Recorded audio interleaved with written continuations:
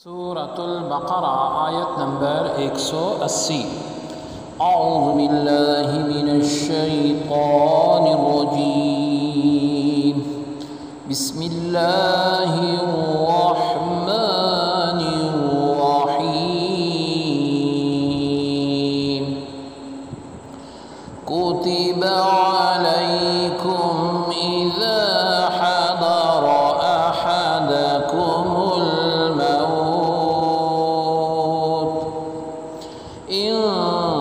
ترك خيرا الوصية للوالدين والأقربين بالمعروف حقا على المتقين۔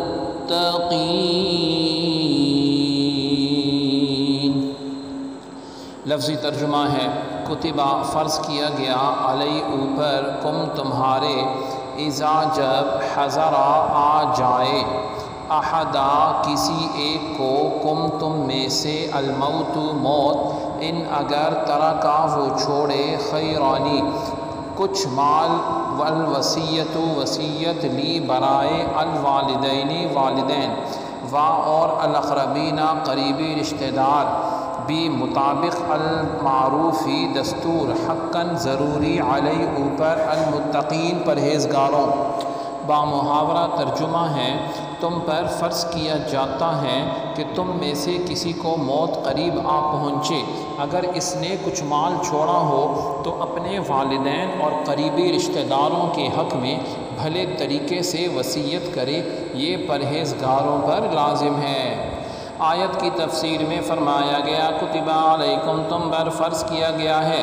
جب تک دین اسلام میں میراث کے احکام نہیں آئے تھے اس وقت تک مرنے والے پر اپنے مال کے بارے میں وصیت کرنا واجب تھا، کیونکہ اس وقت صرف وصیت کے مطابق مال تقسیم ہوتا تھا۔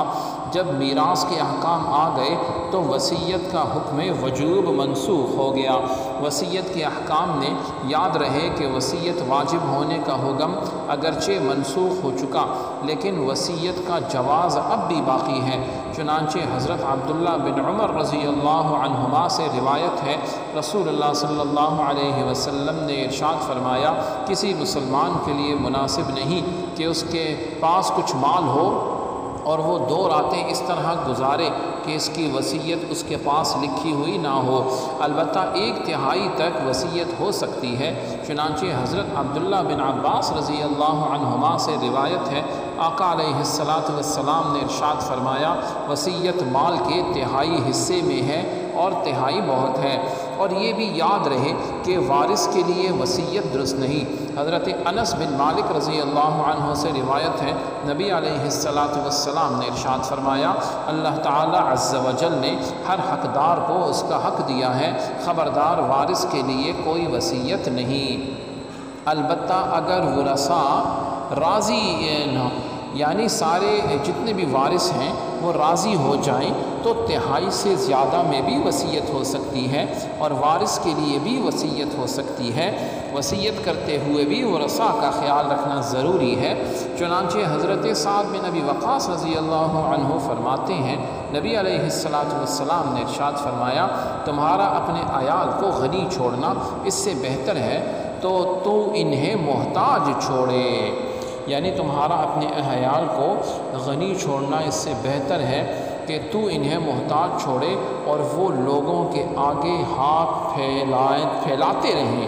نبی علیہ السلام نے ارشاد فرمایا کہ تمہارا اہل و عیال کو غنی چھوڑنا اس سے بہتر ہے کہ وہ انہیں محتاج چھوڑے اور لوگوں کے آتے ہاتھ پھیلائے۔ یعنی یہ بھی یاد رہے کہ اگر مال کثیر ہو تو وصیت کرنا افضل ہے، اور اگر مال قلیل ہو تو وصیت نہ کرنا افضل ہے۔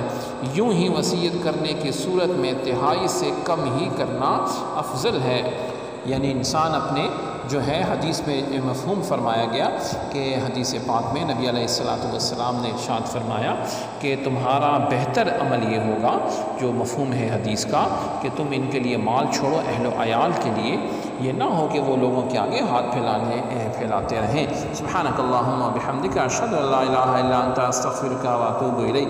وصلی اللہ تعالی علی خیر خلقہ محمد وعلی آلہ واصحابہ اجمعین برحمتک یا ارحم الراحمین۔